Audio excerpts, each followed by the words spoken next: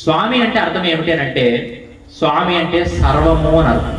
సర్వం అని అంటే నా తల్లి నీవే, నా తండ్రి నీవే, నా గురువు నువ్వే, నా బంధువు నువ్వే, నా మిత్రుడు నువ్వే, ఆఖరికి నా తప్పులు సవరించేటువంటి యొక్క నా అభిలాషివి శ్రేయోభిలాషి కూడా నువ్వే అని చెప్పే పదాన్ని ఒకటిగా చెప్పడమే స్వామి. ఇక సంస్కృతంలో స్వామి అంటే ఏంటో తెలుసా? యజ్ఞాలు చేసినప్పుడు మీరు గమనిస్తారు, స్వాహ స్వాహ అంటే స్వ అంటే సమర్పించడం, హ అంటే ఇది, అంటే ఈ చేతితో నెయ్యేసినప్పుడు ఇది నీకు సమర్పిస్తున్నాను అని. స్వామి అంటున్నాం.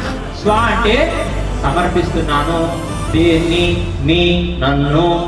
అంటే స్వామి నువ్వే నా తల్లి, తండ్రి, గురువు, దైవం, ఈ ప్రపంచంలో అన్ని బంధాల కంటే గొప్ప బంధం కాబట్టి నా తనువుని, నా ప్రాణాన్ని, నా మానాన్ని, నా సర్వాన్ని నీకు అర్పించనని చెప్పి పిలిపేదైతుంది అదే స్వామి.